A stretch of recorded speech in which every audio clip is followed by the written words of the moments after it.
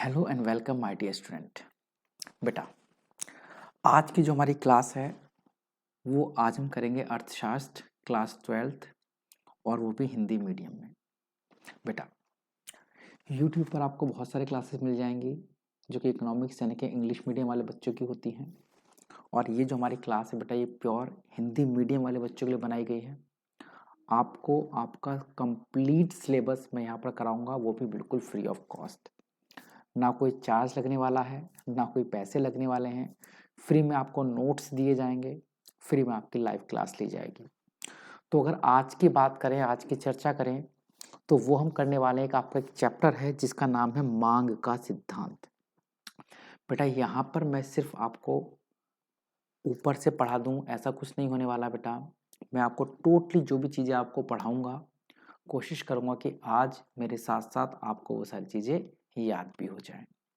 But उसके लिए आपको एक छोटी सी रिक्वेस्ट है आपसे कि आप अपने साथ एक कॉपी और पेन जरूर लेकर बैठें। गारंटी मेरी है बोर्ड में आपके मार्क्स लाने की। मार्क्स आपके 100% आएंगे, बट तब जब आप जो मैं बताऊंगा उसे आप अपनी कॉपी पर नोट डाउन करोगे। एग्जाम में कैसे लिख कर आना है, कितने नंबर का लिख कर आना है, कितने पेज भर कर आने हैं, उस सब के बारे में धीरे धीरे करके हम चर्चा करते रहेंगे। तो फिलहाल वापस लौटते हैं अपने चैप्टर पर। चैप्टर का नाम क्या है बेटा? मांग का सिद्धांत। और इसमें सबसे पहला टॉपिक हमारे पास आता है मांग का अर्थ, की मांग होती क्या चीज है। बहुत ध्यान से समझने की कोशिश करना, मैं आपको एक एक करके सारी बातें बताऊंगा और बोला कि आपको याद हो जाएगा। देखो बेटा, अगर मैं नॉर्मली बात करूं, नॉर्मल शब्दों में बात करूं, तो मांग का अर्थ क्या होता है? हमें और आपको लगता है कि मांग का मतलब है किसी चीज को मांगना, किसी चीज को प्राप्त रखने की इच्छा करना। या अगर मैं आपसे ही पूछूं कि भैया मांग क्या होती है, तो आप में से कुछ क्या बोलेंगे? सर मुझे ये चीज चाहिए, ये मेरी मांग है। सर मैं ये चीज चाहता हूँ, ये मेरी मांग है।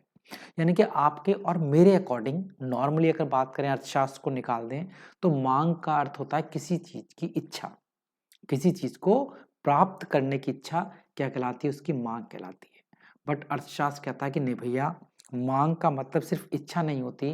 मांग का मतलब होता है दो चीजें। अर्थशास्त्र में किसी भी वस्तु की मांग दो चीजों पर निर्भर करती है। पहला, किसी चीज को खरीदने की इच्छा, जो आपने बोला बहुत अच्छी बात थी, सही बात है भैया, इच्छा कि हम उस वस्तु को खरीदना चाहते हैं कि नहीं खरीदना चाहते हैं। प्लस इच्छा के साथ साथ योग्यता। कहोगे सर ये क्या बात हो गई? आज तक आपने मांग ऐसे नहीं पढ़ी होगी जैसे मैं आपको पढ़ाने वाला हूं। किसी भी चीज को खरीदने की इच्छा और साथ ही साथ उस चीज को खरीदने की योग्यता, अगर ये दोनों चीजें मिल जाती हैं, तो इन दोनों चीजों को मिलने से जो बनता है वो कहलाती है वस्तु की मांग। कहोगे सर क्या कहना चाह रहे हो, इच्छा योग्यता क्या है? देखो, बात को बहुत ध्यान से समझना है। डेफिनेशन भी आपको यहीं पर लर्न करनी है, आपको यहीं पर याद करनी है। तो सिंपल सा समझते हैं, मांग होती क्या है, मांग का अर्थ क्या है। भैया, मांग कहलाती है जब हम किसी वस्तु को खरीदने की इच्छा रखते हैं, साथ ही साथ उस चीज को खरीदने की योग्यता रखते हैं, तब वो चीज हमारी मांग कहलाती है। कहोगे सर कैसे? सुनना ध्यान से। मान लेते हैं एक भिखारी है, मान लेते हैं एक भिखारी है, और बेटा वो एक दुकान में गया, टीवी की दुकान में। उसने टीवी की दुकान पर चढ़ने के बाद बोला टीवी वाले से कि भैया मेरे तो तुम्हारे सारे टीवी खरीदने की इच्छा हो रही है। तो अब आप खुद सोचो, आप क्या बोलोगे? टीवी वाला क्या बोलेगा कि भाई आज तो मेरे टीवी की बहुत मांग हुई, भिखारी सारे टीवी खरीदने की इच्छा कर रहा था। या खुद सोचो कि अगर आप ही की दुकान है, एक भिखारी आपकी दुकान में आ जाए और बोले भाई मेरी तो तेरी सारा सामान खरीदने की इच्छा है, तो क्या आप बड़े खुश हो जाओगे? घर जाकर बताओगे कि भाई आज तो मेरी टीवी की बहुत डिमांड हुई, आज तो एक भिखारी आया, उसने कहा मैं तेरा सारा टीवी खरीदना चाहता हूँ। तो क्या ये डिमांड है? क्या ये मांग है? नहीं भाई, मांग क्यों नहीं है? क्योंकि भिखारी के पास सिर्फ और सिर्फ एक चीज थी, वो क्या थी बेटा? खरीदने की इच्छा। क्या था सिर्फ बेटा? उसके पास इच्छा थी, और इच्छा होने से किसी वस्तु की मांग नहीं कहलाती। मांग कब होती है? जब इच्छा के साथ साथ उसके पास क्या हो? खरीदने की योग्यता। योग्यता का मतलब बेटा यहाँ पर है खरीदने की क्षमता। योग्यता बेटा किसी क्षमता से, क्षमता मतलब पैसा। उसके पास उतनी पैसा भी हो, एबिलिटी हो। तो कहने का मीनिंग किसी वस्तु की मांग तब होती है जब आपको किसी वस्तु को खरीदने की इच्छा हो, साथ साथ खरीदने की योग्यता भी हो। यानी कि वांट्स, इंग्लिश में बोलते हैं इच्छा को वांट्स हो, साथ में बेटा एबिलिटी भी हो, यानी कि आप उसे खरीदने के योग्य भी होने चाहिए। तो किसी वस्तु की मांग क्या होती है? जब आपको उसकी खरीदने की इच्छा और साथ में क्या हो बेटा आपकी योग्यता। बोलोगे सर डेफिनेशन होगी क्या? मांग में यही लिख जाऊं कि इच्छा और योग्यता ये मांग होती है? नहीं बेटा। अब मांग क्या है? मांग का मतलब होता है किसी वस्तु की वह मात्रा। मांग क्या होती है बेटा? किसी वस्तु की मात्रा। भाई हम मांग किसकी करते हैं? किसी वस्तु की करते हैं ना, और कुछ मात्रा की करते हैं। मात्रा का मतलब मुझे 4 रोटी चाहिए, मुझे 2 टीवी चाहिए, मुझे 10 टीवी चाहिए। तो मांग क्या होती है? किसी वस्तु की वह मात्रा जिसे एक उपभोक्ता निश्चित समय में विभिन्न कीमतों पर खरीदने का इच्छुक तथा योग्य है। फिर से समझना बेटा, मांग क्या है?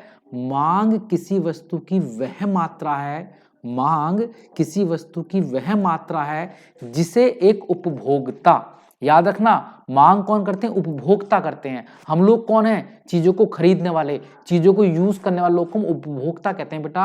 अर्थशास्त्र में, अर्थशास्त्र में चीजों को खरीदने वाला व्यक्ति क्या कहलाएगा? कौन कहलाएगा बेटा? चीजों को खरीदने वाला व्यक्ति कहलाता है उपभोक्ता। तो मांग किसी वस्तु की वह मात्रा है जिसे एक उपभोक्ता खरीदने का इच्छुक तथा योग्य है, जिसे एक उपभोक्ता खरीदने का इच्छुक तथा योग्य है। आप चाहो तो एक इंपॉर्टेंट चीज में और लगा सकते हो, निश्चित समय में विभिन्न कीमतों पर। अब सीधी सी बात है बेटा, जब कोई वस्तु को खरीदते हैं तो कुछ ना कुछ समय होता है और कुछ ना कुछ क्या होती है बेटा? उसकी कीमत होती है। तो अगर ये 2 शब्द और लगा दो तो बहुत अच्छी बात है, और अगर नहीं लगा पाते तो सिंपल सी डेफिनेशन लिख सकते हो, मांग किसी वस्तु की वह मात्रा है जिसे एक उपभोक्ता खरीदने का इच्छुक और योग्य है। बोलो मेरे साथ साथ, मांग किसी वस्तु की वह मात्रा है जिसे एक उपभोक्ता खरीदने का इच्छुक तथा योग्य है। खरीदने का इच्छुक तथा योग्य है किसी वस्तु की वह मात्रा। और अगर बिल्कुल प्योर डेफिनेशन लिखनी है तो किसी वस्तु की वह मात्रा जिसे एक उपभोक्ता एक निश्चित समय में विभिन्न कीमतों पर खरीदने का इच्छुक और योग्य है, वह वस्तु की मांग कहलाती है। वह क्या कहलाती है बेटा? वस्तु की मांग कहलाती है। बेटा हम इस चैप्टर को 3 क्लास में पूरा करेंगे। हम इस चैप्टर को 3 क्लास में पूरा करेंगे। आज की जो क्लास होगी उसका अर्थ पढ़ेंगे और साथ में मांग को प्रभावित करने वाले कारक पढ़ेंगे। वेरी वेरी इंपॉर्टेंट है। एग्जाम में आपका टीचर आपसे जरूर पूछेगा। अगर आपके बोर्ड के एग्जाम है तो बोर्ड में भी आएगा, और अगर स्कूल वाला एग्जाम है तो स्कूल के एग्जाम में भी आएगा, मांग और मांग को प्रभावित करने वाले कारक। अब कहोगे सर ये मांग को प्रभावित करने वाले कारक या तत्व, इसका अर्थ क्या है? देखो, कुछ ऐसी चीजें होती हैं जिनकी वजह से वस्तुओं की मांग घट जाती है या वस्तुओं की मांग बढ़ जाती है। कुछ ऐसे फैक्टर्स हैं, कुछ ऐसे तत्व हैं, कुछ ऐसी कंडीशन है जो किसी वस्तु की मांग को बढ़ा सकते हैं या किसी वस्तु की मांग को घटा सकते हैं। उन तत्वों को हम कहते हैं भैया मांग को प्रभावित करने वाले कारक। यानी कि जिनकी वजह से मांग कम हो जाए या मांग घट जाए या मांग बढ़ जाए, उन्हें क्या बोला जाता है? मांग को प्रभावित करने वाले कारक। तो पेपर में प्रश्न आएगा, मांग का अर्थ बताओ और मांग को प्रभावित करने वाले कारक बताओ। अब भैया मांग को प्रभावित करने वाले कारक भी 2 प्रकार के होते हैं। जो मांग है उसे प्रभावित करने वाले कारक कितने होते हैं भैया? 2 प्रकार के होते हैं। कहोगे सर कैसे? देखो भैया, कुछ ऐसी चीजें हैं जो सिर्फ एक व्यक्ति की मांग को प्रभावित करते हैं, एक इंडिविजुअल, एक अकेले व्यक्ति की मांग को प्रभावित करते हैं। और कुछ ऐसी चीजें होती हैं जो पूरी बाजार की मांग को ही प्रभावित कर देते हैं। प्रभावित का मतलब पूरी बाजार की मांग को बदल सकते हैं। तो कुछ ऐसे तत्व होते हैं जो व्यक्तिगत मांग को प्रभावित करते हैं। व्यक्तिगत का मतलब एक एक व्यक्ति की मांग को प्रभावित करते हैं। और कुछ ऐसे तत्व होते हैं जो पूरी की पूरी बाजार मांग को ही पलट देते हैं, मतलब बाजार मांग को बढ़ा देते हैं और पूरी बाजार की मांग को घटा देते हैं। तो इसलिए मांग को प्रभावित करने वाले जो कारक होते हैं उन्हें हम 2 भागों में विभाजित करते हैं। एक को हम बोलते हैं भैया व्यक्तिगत मांग को प्रभावित करने वाले कारक, एक को हम क्या बोलते हैं भैया? बाजार मांग को प्रभावित करने वाले कारक। एक कहलाते हैं व्यक्तिगत मांग को प्रभावित करने वाले कारक और एक होते हैं बाजार मांग को प्रभावित करने वाले कारक। तो कॉपी पर जल्दी से लिख लो, मांग को प्रभावित करने वाले कारकों को दो भागों में विभाजित किया जा सकता है, एक व्यक्तिगत मांग को जो प्रभावित करते हैं और एक जो पूरी बाजार मांग को प्रभावित करते हैं। तो अभी जो हम पढ़ने वाले हैं बेटा, वो हम पढ़ने वाले हैं व्यक्तिगत मांग को प्रभावित करने वाले कारक। ऐसे कौन कौन से कारक हैं, ऐसे कौन कौन से फैक्टर हैं जो किसी एक व्यक्ति की मांग को प्रभावित कर सकते हैं। उसमें सबसे पहला कारक और सबसे इंपॉर्टेंट कारक होता है वस्तु की कीमत।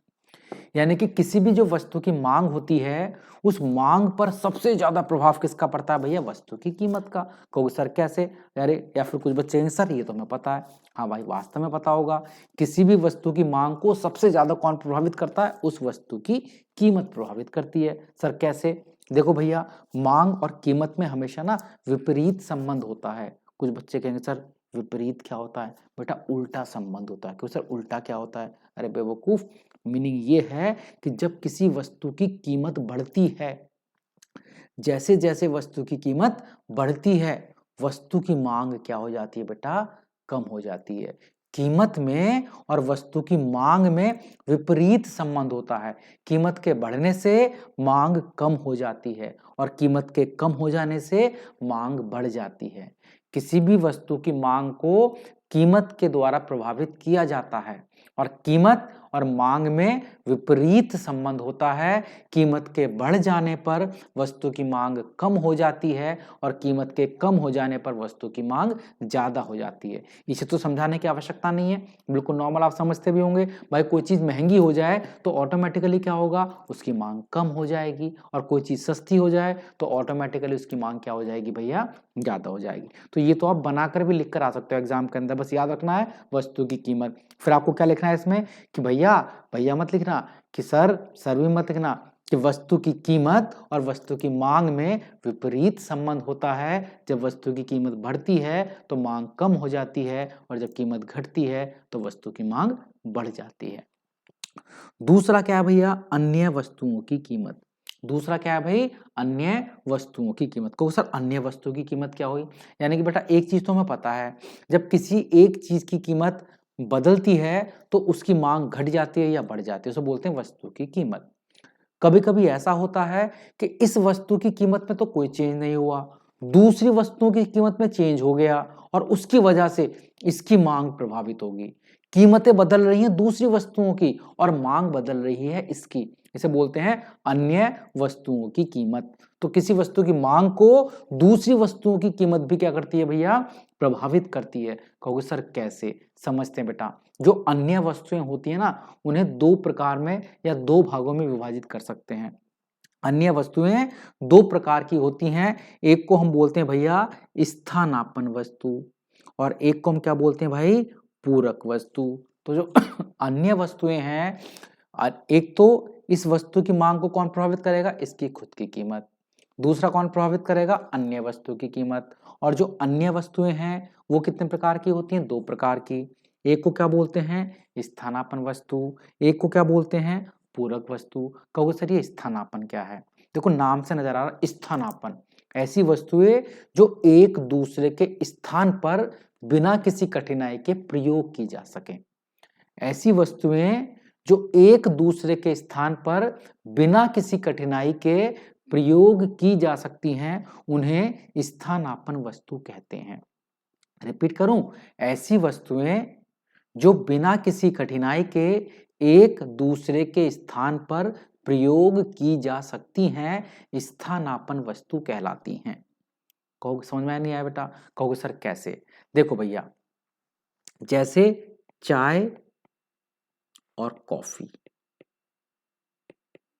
चाय और कॉफी ये कैसी वस्तु है? स्थानापन्न। कहोगे सर क्यों? चाय के स्थान पर आप कॉफी यूज कर सकते हो, कॉफी के स्थान पर आप चाय यूज कर सकते हो। कहोगे सर हम तो नहीं करते। बेटा आप नहीं करते, नॉर्मली कर सकते नहीं कर सकते बेटा? अब देखो कैसे, जब आपके घर मेहमान आते हैं, या आपने कभी टीवी में देखा होगा, जब किसी के मेहमान आते हैं वो क्या पूछते हैं? चाय लोगे कि कॉफी? इसका मतलब चाय की जगह पर कॉफी और कॉफी की जगह पर चाय पी जा सकती है। तो ऐसी वस्तुएं जो एक दूसरे की जगह पर यूज कर सकते हो। अच्छा और कोई एग्जाम्पल दोगे क्या मुझे? ऐसी कौन सी वस्तु हो सकती है जो एक दूसरे की जगह पर यूज कर सकते हैं? सर चाय की जगह पर कॉफी हो सकता है। अच्छा कोक और पेप्सी होते नहीं होते बेटा, कोक ना मिले हम पेप्सी पी सकते हैं, पेप्सी ना मिले कोक पी सकें, तो कैसी वस्तु कहलाएंगी ये, स्थानापन्न वस्तु। सर और कुछ हो सकती है क्या? सर हो सकती है स्लाइस और माजा, सब दोनों मैंगो वाली होती हैं, स्लाइस नहीं मिलती हम माजा लेकर आते हैं, माजा नहीं मिलती हम स्लाइस लेकर आते हैं, ठीक है भैया। यानी कि ऐसी वस्तुएं जो एक दूसरे की जगह पर प्रयोग कर सकें उन्हें हम बोलते हैं स्थानापन्न वस्तु। क्या बोलते हैं उन्हें? स्थानापन्न वस्तु, जो एक दूसरे की जगह पर प्रयोग कर सकते हैं। अच्छा सर फिर ये पूरक वस्तु क्या होती हैं? पूरक वस्तु क्या होती हैं भैया? पूरक वस्तुएं होती हैं जो एक दूसरे के साथ प्रयोग की जाती हैं, जो अकेली प्रयोग नहीं कर सकते, एक दूसरे के साथ में प्रयोग करेंगे, तो उन वस्तुओं को हम बोलेंगे भैया ये पूरक वस्तु हैं, ये एक दूसरे के साथ प्रयोग की जा रही है। अच्छा सर एग्जाम्पल दो पूरक का, जैसे कि पेट्रोल एंड कार, ये वस्तुएं कैसी है भैया? ये पूरक वस्तुएं। सर क्यों पूरक है? क्योंकि ये एक दूसरे के साथ प्रयोग की जाती हैं। भाई कार के साथ तो पेट्रोल यूज करोगे, है ना, अकेली कार तो चलेगी नहीं, अकेली पेट्रोल चलेगा नहीं, है ना, तो ऐसी वस्तुएं जो एक दूसरे के साथ में यूज की जा रही हो, जैसे सीएनजी और कार भी हो सकता है, भाई सीएनजी के साथ भी कार यूज करते हैं, तो सीएनजी और कार भी क्या कहलाएगी? पूरक वस्तु। सर हमारी तो डीजल से चलती है कार, अच्छा तो डीजल और कार भी क्या हो गई? पूरक वस्तु, जो एक दूसरे के साथ में प्रयोग कर रहे हो, एक दूसरे के साथ जोड़कर प्रयोग कर रहे हो, उन्हें हम बोलेंगे पूरक वस्तु।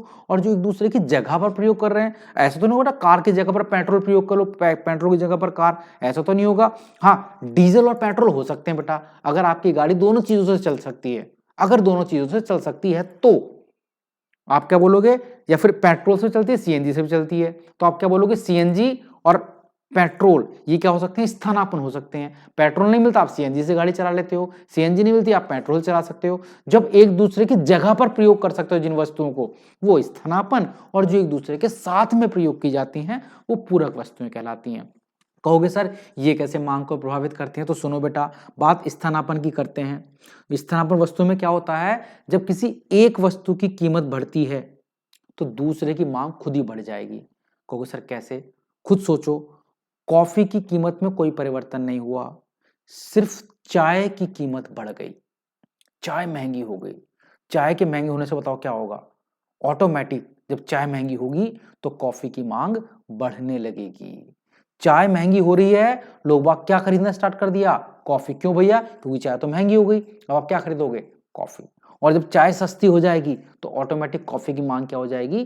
कम हो जाएगी, क्योंकि जो लोग कॉफी पी रहे थे वो छोड़कर क्या पीना स्टार्ट कर देंगे? चाय। ऐसा है भी ना बेटा, हम लोग चाय ज्यादा क्यों पीते हैं? क्योंकि चाय सस्ती है कॉफी से। अगर कॉफी सस्ती हो जाए तो चाय की मांग कम हो जाएगी। तो कहने का मतलब इसमें क्या होता है, जब एक वस्तु की कीमत घटती है तो दूसरे की मांग घट जाती है, और एक की कीमत बढ़ती है तो दूसरे की मांग बढ़ जाती है। यानी कि स्थानापन्न वस्तु में एक दूसरे से अगर बोला जाए, स्थानापन्न वस्तु की कीमत दूसरी वस्तु की मांग से सीधा संबंध रखती है। एक की कीमत बढ़ेगी, दूसरे की मांग बढ़ जाएगी। मन में सोचना बेटा कि अगर कॉफी महंगी होगी तो चाय की मांग बढ़ जाएगी, कॉफी सस्ती होगी तो चाय की मांग कम हो जाएगी।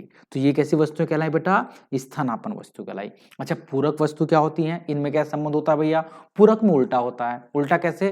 कि जब मान लो बेटा पेट्रोल की कीमत बढ़ जाए, पेट्रोल की कीमत बढ़े तो क्या कार की मांग बढ़ेगी कि घटेगी? सर पेट्रोल 100 रुपए लीटर से 200 रुपए लीटर हो जाए तो बताओ क्या होगा? जो लोग कार खरीदने वाले थे वो भी कार नहीं खरीदेंगे, कहेंगे सर खरीद के क्या करें, पेट्रोल ही महंगा हो गया। जब पेट्रोल महंगा होता है तो कार की मांग कम हो जाती है, पेट्रोल एकदम सस्ता हो जाए तो कार की मांग क्या हो जाएगी? ज्यादा हो जाएगी। यानी कि पेट्रोल और कार में जो पूरक वस्तुएं थी, तो पूरक वस्तु में क्या होता है? उल्टा संबंध होता है। जब एक पूरक वस्तु की कीमत बढ़ती है तो दूसरे की मांग घट जाती है, जब एक पूरक वस्तु की कीमत घटती है तो दूसरे की मांग बढ़ जाती है। जबकि स्थानापन्न में क्या होता है? एक की कीमत बढ़ेगी, दूसरे की हम मांग बढ़ा देंगे, एक की कीमत घटेगी, दूसरे की मांग घटा देंगे। तो यहाँ पर धनात्मक संबंध होता है, इसमें ऋणात्मक संबंध बोला जाता है बेटा। चलो आगे पढ़कर देखते हैं स्थानापन्न वस्तु की डेफिनेशन। वे वस्तुएं जो एक दूसरे के स्थान पर बिना किसी कठिनाई के प्रयोग की जा सकती हैं स्थानापन्न वस्तु कहलाती हैं, जैसे चाय और कॉफी, कोका कोला और पेप्सी। प्रभाव, एक वस्तु की कीमत व स्थानापन्न वस्तु की मांग में सीधा संबंध होता है। एक वस्तु की कीमत और उसकी स्थानापन्न की मांग में क्या संबंध? सीधा सीधा मतलब धनात्मक संबंध है। एक की कीमत बढ़ेगी, दूसरे की मांग बढ़ जाएगी। अगर बेटा आप लोग चाहते हो इकोनॉमिक्स के हमसे नोट्स पीडीएफ में, वो तो बेटा मैं आपको नोट्स के थ्रू भेज ही दूंगा। अगर आप चाहते हो कि आपको एक बुक मिल जाए जिसमें जो मैं पढ़ाता हूँ इसकी टोटल आपको बुक मिल जाए, आप हमारी सारी लाइव क्लास लो, साथ साथ आपके पास अगर बुक रहेगी तो आप बुक में निशान लगाते रहोगे मैं आपको क्या क्या पढ़ा रहा हूँ। तो बुक भी हमारे पास अवेलेबल है, उसके लिए आप हमारे व्हाट्सअप नंबर पर हमें मैसेज कर सकते हैं और कह सकते हैं कि सर हमें आपके बुक्स को खरीदना है। देखो बुक्स बेटा मैं आपको फ्री में प्रोवाइड नहीं कर सकता हूँ, जो भी उसकी कॉस्ट होगी उस कॉस्ट प्लस जो आपके पास भेजने के चार्जेस होंगे वो चार्जेस लेकर मैं आपके पास बुक भिजवा दूंगा। अगर आप हमारी बुक खरीदना चाहते हैं अर्थशास्त्र की, अकाउंट्स की या बिजनेस की, तो आप हमसे कांटेक्ट कर सकते हैं, हमें व्हाट्सएप पर मैसेज कर सकते हैं और जो बुक्स आपको दी जाएगी वो एट कॉस्ट, जो हमारी छपाई का खर्चा आया सिर्फ वो खर्च लेकर हम आपको बुक्स प्रोवाइड करा देंगे। ठीक है भाई, रिटर्न में बुक्स होंगी, नोट्स बने होंगे, स्पाइरल बाइंडिंग में होगी। अगर आपको ऐसी इच्छा है कि आप हमारे बुक्स खरीदें और हमारे साथ साथ फ्री में क्या होगा बेटा आपको बुक्स लेने का फ़ायदा क्या होगा, जो जो चीज़ें मैं आपको यहाँ पर पढ़ाता रहूँगा आप वो वाला चैप्टर खोल कर बैठ जाओगे, स्थानापन्न वस्तु में पढ़ा रहा हूँ, आपके बुक में स्थानापन्न वस्तु लिखा होगा, आप उस पर टिक लगा दोगे और समझ जाओगे। नोट्स आप देख रहे हो बेटा, हमारे नोट्स की क्वालिटी बिल्कुल अलग तरह से, एक स्पेशल तरह से बेटा हमने नोट्स बनाए हैं। चलिएगा इसी के साथ आगे बढ़ते हैं। पूरक वस्तु वे वस्तुएं जो एक दूसरे के साथ प्रयोग की जाती हैं पूरक वस्तु कहलाती हैं, जैसे बटर व ब्रेड, पेट्रोल व कार। प्रभाव, एक वस्तु की कीमत व पूरक वस्तु की मांग में विपरीत संबंध होता है। मतलब एक की कीमत बढ़ेगी तो दूसरे की मांग घट जाएगी, एक की कीमत घटेगी तो दूसरे की मांग बढ़ जाएगी। जैसे मैंने आपको एग्जाम्पल दिया बेटा किसका, पेट्रोल और कार का और बटर और ब्रेड का।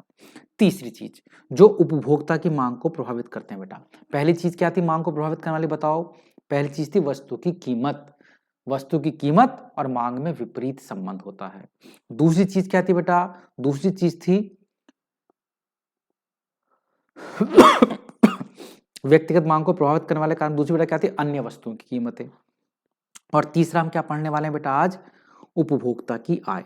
जो उपभोक्ता की आय होती है वो भी वस्तुओं की मांग को प्रभावित करती है। चूंकि क्लास लगभग 21 मिनट की हो गई है, उससे ज्यादा आप क्लास नहीं ले सकते हैं, तो इसका जो आगे वाला टॉपिक है वो क्लास नंबर 2 बेटा हम कवर करेंगे। चलिए तब तक के लिए जय हिंद जय भारत, अपना ध्यान रखें। कुछ दिक्कत परेशानी हो आप मुझे व्हाट्सएप पर कॉन्टैक्ट कर सकते हैं, बट कोशिश करें बेटा कॉल ना करें, सिर्फ व्हाट्सएप पर मैसेज करें बेटा।